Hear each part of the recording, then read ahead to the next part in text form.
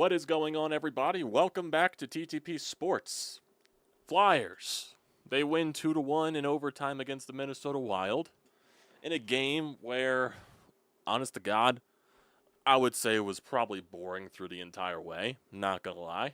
Not going to lie, there wasn't a lot of entertainment in this game, and realistically, you can also date that going back to the Thursday game against the Winnipeg Jets, where that game was excruciatingly boring, like insanely boring.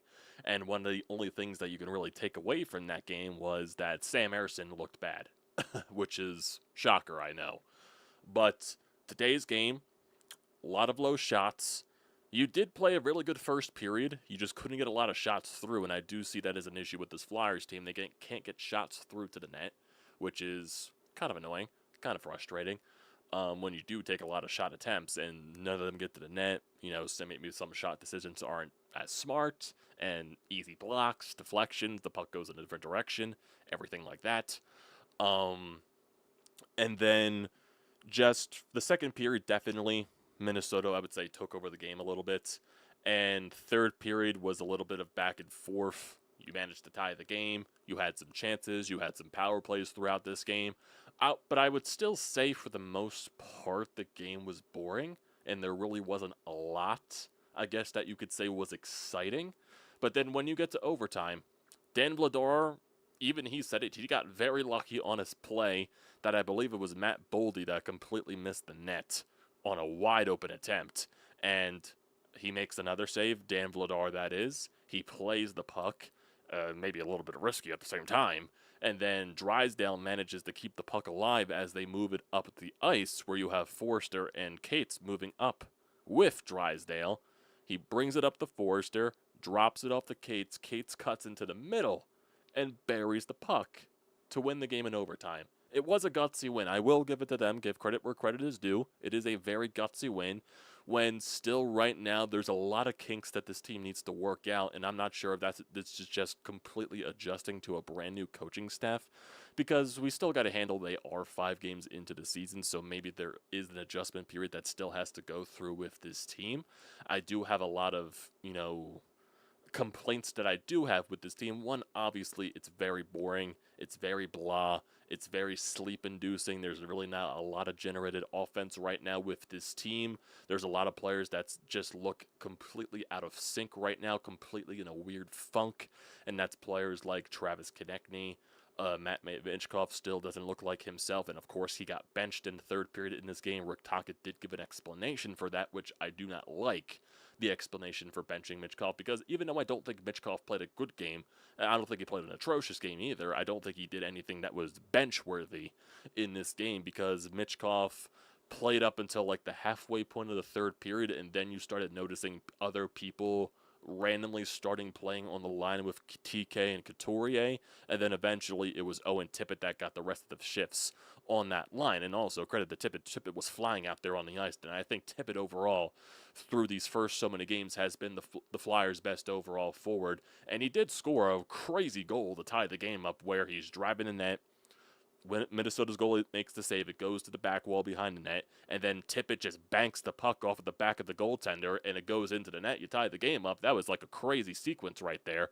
So good for Tipppett. He is flying all over the ice, and he is buzzing right now, and he does look like your best forward. So I do understand that, you want to give the person that's playing the best right now the majority of the ice time and give him the majority of the looks. I just don't like the idea of benching Michkov when he didn't do anything egregious or bench-worthy, if that makes sense. I can understand benching him in the game against Carolina, the second game of the season, because he clearly wasn't skating well and he did not look good. And he also took some penalties and all that stuff that wasn't good either. The home opener against Florida, some bad turnovers, which led to another brutal penalty. I can completely understand that benching when he clearly makes a mistake or a few mistakes that is bench-worthy. I could understand the assessment right there to bench him. Tonight's game, I don't understand why you bench him in a 1-1 game where, yes, right now Matvei Michkov is not your best forward, but he is going to be the face of your franchise for a long time to come, and right now I just don't like that optic of benching him when he did not do anything that was bench-worthy. And the explanation that Tocchet did give out, this was from Charlie O'Connor, Tocchet essentially just said that shortening the bench, removing Michkov, Abels, and Delorier from the rotation was all about rolling with 9 forwards he felt were going. So, once again, it kind of feels like that's the explanation to where he doesn't feel like Michkov is skating. So, it's still something to monitor. I just don't like the optics of it, and it's always lingering in the back of my mind where I just don't like tempting fate. I can understand benching somebody when they do something bench-worthy. I don't think Michkov did anything bench-worthy tonight. I really do not think that. And yes, Michkov is not playing well. He's not playing good. He does not look like himself. Eventually, he will start to look like himself. If this has anything to do with that ankle injury that he had over the summer, which a little bit derailed his training regime a little bit. He came into training camp a little bit out of shape, and he's still behind the 8 ball, and he eventually does get going. Maybe it does. It will eventually work out. I just don't like tempting fate and pissing a guy off when you bench him for when you're just constantly So this is 3 times that Matvei Michkov has been benched. So I just don't like it. I just don't like. I can understand when he gives you a reason to bench him. I don't think there was an overall egregious reason to bench Michkov in tonight's game. Personally, in my opinion, I don't like that. Personally, I don't like that. Some other things that were positive in this game, Dan Vladar continues to look good. And granted, there was a minimal shots against from the Minnesota Wild. The Flyers did a lot of good stuff, keeping them to the outside. Really, the most dangerous chance that Minnesota did get was the one-timer from Tarasenko that turned into the goal, which Vladar really had no chance on because that was just a complete breakdown by the Flyers defensively. He did make some key saves late in the game as well, and also some of those huge saves where he also did admit he got lucky on in overtime. So right now, he's just very steady in the crease. Looks like he's seen the puck very well, tracking the puck very well, and he's making key saves and timely saves when the Flyers need him to. That is something that Sam Ersson never does. When the Flyers look like they're trying to generate some momentum like they did in that game against Winnipeg, where they made it 2-1, instant goal, instant backbreaker, and momentum swings out of the favor of the Flyers. And just one of those goals that he did allow in that game, Sam Ersson, that was just a goal that you cannot allow. It wasn't the goal that they scored right after the Flyers made it 2-1. It was like the 2-0 goal by Winnipeg that Scheifele scored, and it was just, yes, there was a turnover on the blue line by the Flyers and all that stuff, but Scheifele was just there, point blank on the top circle. You got to make a stop. You got to make a stop. Vladar's making the stops right now. At this point, in this current time, Vladar does deserve more starts than Sam Ersson. So I don't know what they're going to do moving forward, if they're going to continue this 50-50 split of the goaltenders. I wouldn't be shocked if that's the case, since it is October and you don't want to wear down a goaltender in October, especially goaltenders that typically do not play a lot during the season, like Vladar, like Sam Ersson. So we will see where it goes, but Vladar definitely deserves the bulk of the starts right now because he's just playing that good for this team. And right now, he deserves the time. He deserves the time right now to be starting in the net. Granted, that play in overtime was very risky with him trying to play the puck. It's a good play by Drysdale to keep that puck alive, though. It's a good play, gutsy play by Drysdale. Trevor Zegras gets another point in tonight's game off of an assist from Owen. Well, getting the assist from on the Owen Tipppett goal. So he has 4 points so far, all of those assists. I do like what I am seeing from Trevor Zegras. There's a lot of creativity that I do like seeing. He did hit the post he did hit one of the posts in this game off of a shot at some point. There is a lot of things that I do like seeing with Trevor Zegras, and it looks like they're just kind of flip-flopping him from the wing to center with him and Dvorak, to where it looks like Dvorak takes the face-off, and then they flip-flop. Dvorak plays the wing, and then Zegras plays the center. I don't know. Tocchet's like flipping the lines so much, and he's making so many changes. Like, for tonight's game in general, he scratches Grabenkin, he scratches Luchenko, he scratches Jinning, he puts in Abels, he puts in Delorier, he puts in Yegor Zamula, which I don't need to see any more of Zamula because he just flat out fucking stinks. Zamula is not good. I don't need to see any more of Zamula. I just personally do not need to see that. I don't like benching Grabenkin, or healthy scratching Grabenkin. I thought Grabenkin has looked pretty good in the games that he has played. Granted, I believe he was a minus in the game against Winnipeg. That line did give up a couple of goals, so maybe that was the reason why he's healthy scratch today. And then the same thing with Jet Luchenko. Granted, Luchenko really hasn't done anything eye-popping as well, but a lot of people today took a lot of criticism towards him being benched tonight because you were playing Minnesota, and Minnesota does have Zeev Buium, who you could have drafted in the year that you drafted Jet Luchenko 12th overall, where you could have drafted Zeev Buium. So a lot of Flyers fans didn't like the optics of that as well. And maybe you want those two guys, even though at this point probably no one really cares about that from the Flyers' perspective, but it's just like it was weird. It was weird. I don't like the idea of just benching young guys to put in the grizzled veterans, in my personal opinion. But I just don't like that, especially when you're a rebuilding team. So there's a lot that I don't like what Tocchet is doing right now in terms of the line combinations and the way that he's just constantly flip-flopping everything, because it looked like there was something in preseason that I did like, where you have Michkov with Zegras and all that stuff. You were testing that a lot of that together, and then you don't do that in the regular season. Zegras got dropped to the power play too, and there's just a lot of things that I just don't like right now with Tocchet. There's just a lot of things, and maybe that's just the team adjusting to Rick Tocchet. I'm not entirely sure. It's just things that I'm pointing out, things that I'm seeing game to game, and it doesn't look right now. And granted, I don't think this Flyers team is good enough whatsoever. I still don't think overall they're going to be in a place to compete for a playoff spot.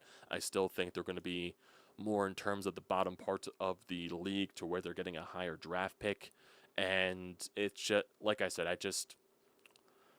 there's a lot of Flyers fans that are like really miserable on Twitter because the team right now doesn't look like a whole lot of fun to watch. Granted, yes, these games have been very boring from the entertaining aspect. There really hasn't been anything that that just looks like it's fun out there.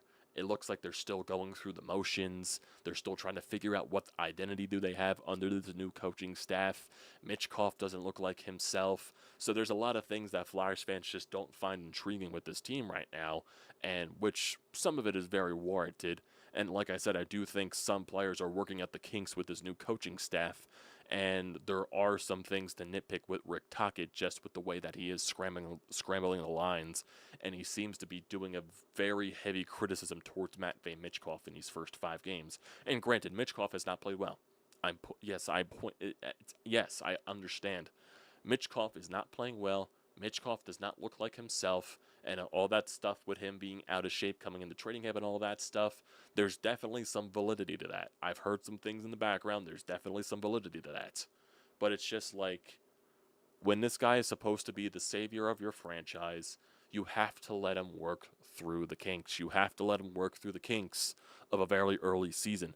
I don't think necessarily today he did anything that was bench worthy. In the other games where he was bench, I could understand it. Tonight, no. Tonight, no. I don't think he did anything worth benching, especially in a 1-1 game, personally. Just personally. So that's basically it from that standpoint. What else is there? Some other players that I don't necessarily like what I'm seeing from Travis Konechny. He does look very slow to start the season. He doesn't look like himself either. Even though when Konechny does get going, he goes really well. That's kind of very comparable to what Michkov is. When Michkov gets going, he takes over the games and all that stuff, and he goes on long stretches like he did last season. Same thing with Konechny. When he gets going, he goes on long stretches as well of contributing to offensively and everything like that. Guys that are standing out to me from a positive standpoint, obviously Trevor Zegras. Owen Tipppett looks very good. The Noah Cates line with him and Tyson Forster and Bobby Brink, that line looks good as always. Travis Sanheim, I've liked what I've seen from him basically the entire season. I think he's really coming into his own game. Cam York just came back. I really haven't seen anything that stood out from him. Jamie Drysdale, he's had some good moments. He's had some bad moments and all that stuff. And then Grabenkin, I've liked what I've seen from him when he is in the fucking lineup. And, yeah, other guys, like, Couturier's, steady center, forward and all that stuff. He had his big offensive night in the home opener, but obviously when you have a line with 2 people that aren't scoring either, like Konechny and Michkov, it's definitely not going to show well on your score sheet either. So I really don't put anything on Couturier right there. Other guys that I'm looking at, not really expecting much out of Dvorak. Tippett, like I said, he's flying all over the ice. He's definitely being very eye-popping, I would say, every game. For as much that Tipppett frustrates me, because he definitely frustrates me a lot, and he frustrates me on the fact that I know he has so much talent in his arsenal. I just feel like he just doesn't know how to fully use it. I feel like there's some stupid moments with Tipppett where he just makes a ridiculous play, like, what the hell are you doing right there?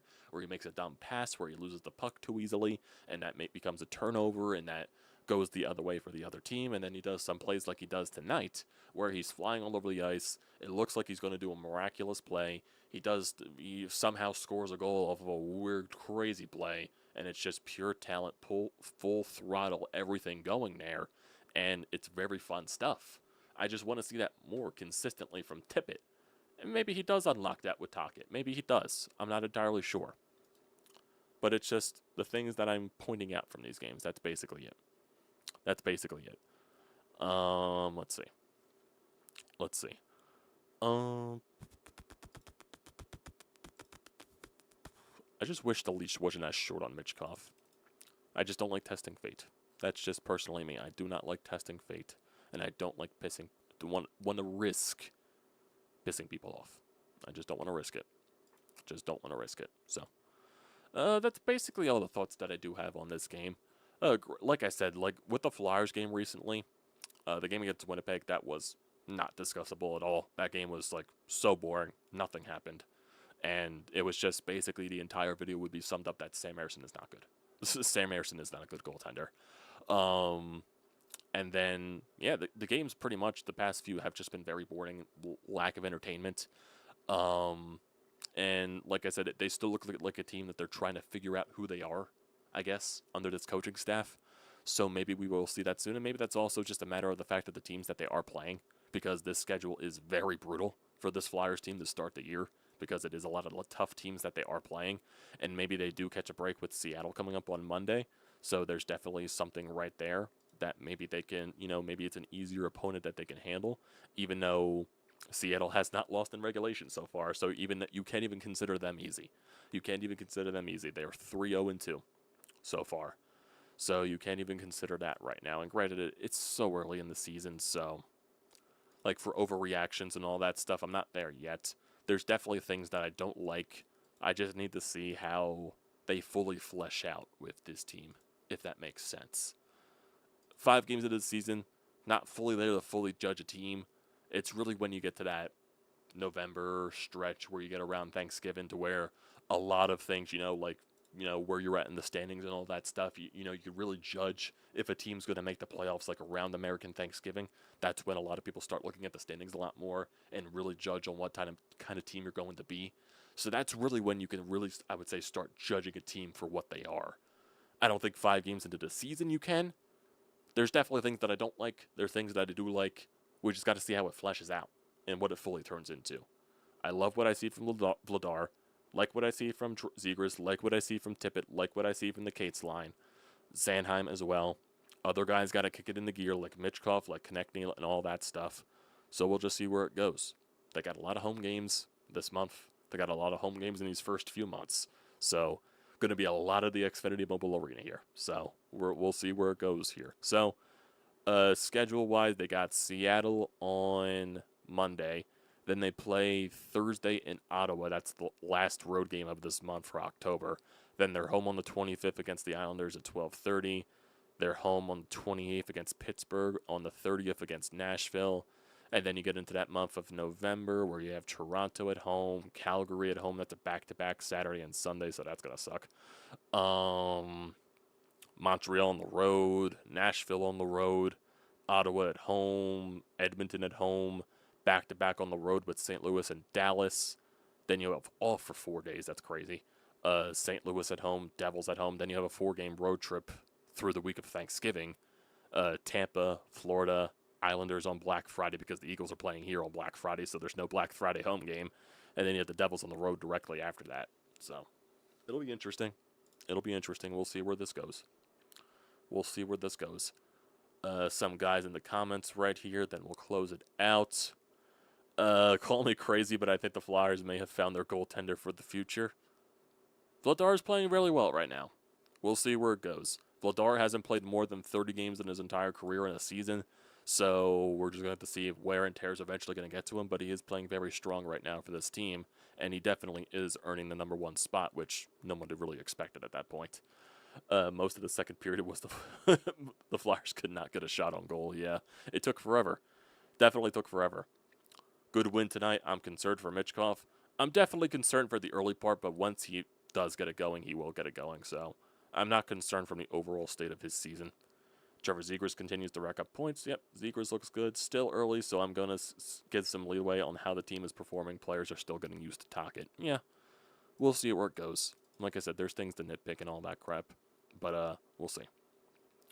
We'll see. Yeah. So, yeah, that'll do it for tonight, everybody. We'll have Eagles recap tomorrow after the game against Minnesota, and we'll go from there. So, appreciate you guys for tuning in tonight. Hopefully you tune in further for Flyers recaps. I'll try to get them as constantly as I can. It's weird doing them after a home game because it's like later in the night and all that stuff. Then I got to do some other work and all that crap. It's crazy. So, appreciate y'all for tuning out tonight. Don't forget to leave a comment in the comment section down below. Don't forget to drop a like. Don't forget to hit that subscribe button. It does me a great deal of service. Also use the code TTPSPORTS, $20 off your first purchase at SEATGEEK. Great deal. Don't pass it up.